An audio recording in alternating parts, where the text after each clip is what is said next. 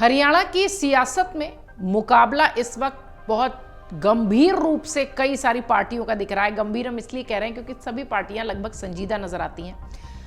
लगभग सभी जो सीटें हैं उस पर त्रिकोणीय मुकाबला नजर आता हुआ दिखता है, यानी कि ट्रायंगल कंपटीशन जो है बहुत बाकायदा सीटों पर नजर आता है। और ऐसी ही कुछ सीटें हैं जिन पर कि बीजेपी को थोड़ी परेशानी है। दरअसल इन सीटों पर कौन जीतेगा इस पर वोटर तो मौन है, लेकिन हाँ, पार्टी परेशान जरूर है।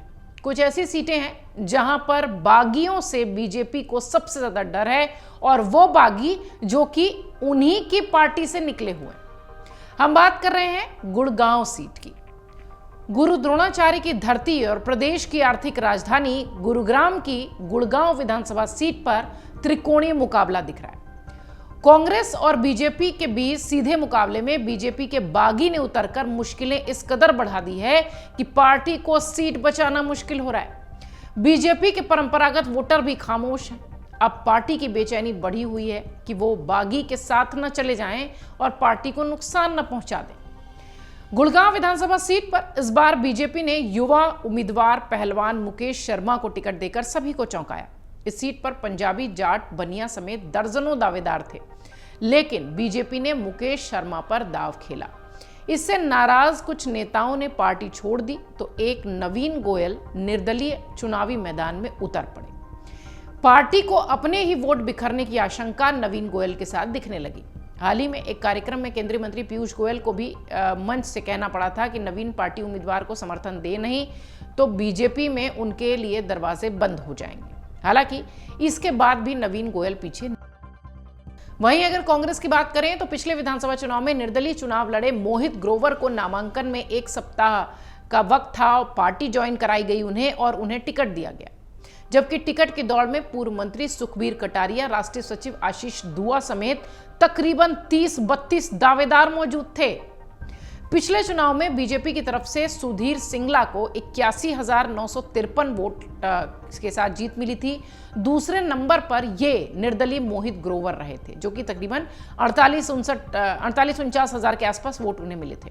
कांग्रेस के पूर्व मंत्री सुखबीर कटारिया को 23,000 वोट मिले थे। इस बार मोहित को उतारकर कांग्रेस ने पूरे जोर से, मतलब एक तरीके से कह लीजिए कि पूरी तैयारी से ये कार्ड खेला है। अपने पुराने अंदाज में पंजाबी कार्ड खेलते हुए बीजेपी ने नया प्रयोग करते हुए ब्राह्मण चेहरा उतारा है। गुड़गांव सीट पर साल 1967 से 2019 तक हुए 13 विधानसभा चुनाव में कोई ब्राह्मण नेता विधायक बना ही नहीं।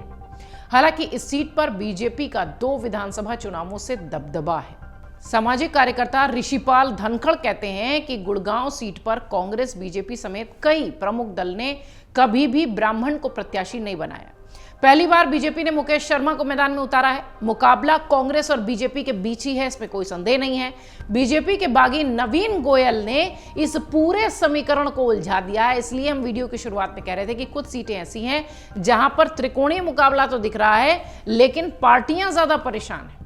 लोकसभा चुनाव में बीजेपी को बड़ी लीड एक तरीके से कह लीजिए तो यहां मिली थी। विकास को लेकर लोगों में नाराजगी 3 महीने पहले हुए लोकसभा चुनाव में दिखाई पड़ी थी। गुड़गांव में बीजेपी के राव इंद्रजीत सिंह और कांग्रेस से राज बब्बर चुनाव मैदान में थे। राव इंद्रजीत सिंह को इस विधानसभा हल्के से 1,62,000 के आसपास वोट मिला था, जबकि राज बब्बर को 60,000 के आसपास वोट मिले थे।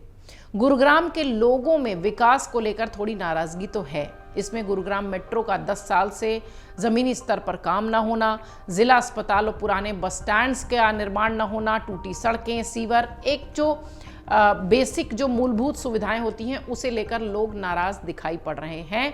लेकिन इसका असर लोकसभा चुनाव में इस सीट पर तो नहीं दिखा था, लेकिन हाँ, विधानसभा चुनावों में इन सारी चीजों का असर होता है।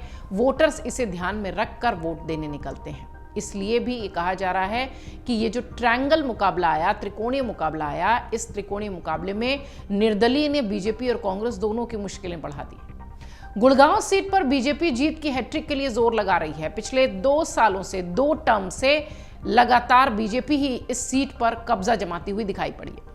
पिछले चुनाव में पार्टी के उम्मीदवार सुधीर सिंगला, 2014 में उमेश अग्रवाल, ये दोनों ही जीते थे। 2009 में सुखबीर कटारिया ने बाजी मारी थी, जो कि निर्दलीय चुनावी मैदान में थे।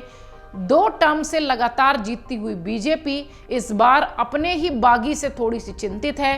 कांग्रेस बीजेपी के बीच में एक बड़ा मुकाबला इस सीट पर देखने मिल रहा था, लेकिन फिलहाल गुड़गांव की सीट में ये जो निर्दलीय की एक एंट्री बताई जा रही है, ऐसा लगता है कि बीजेपी के लिए यहाँ की सीट थोड़ी सी मुश्किल होती हुई दिखाई पड़ रही है।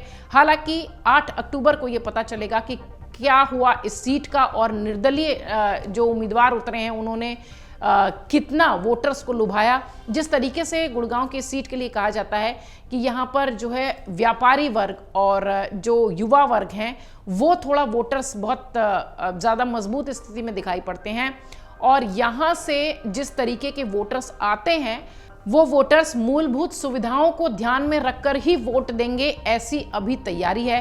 पिछले 2 टर्म से बीजेपी ने बाजी मारी है। 8 अक्टूबर को पता चलेगा कि ये सीट किसकी झोली में गई। दोनों प्रमुख पार्टियों में से कोई दावेदार बना या फिर निर्दलीय ने बाजी मार ली।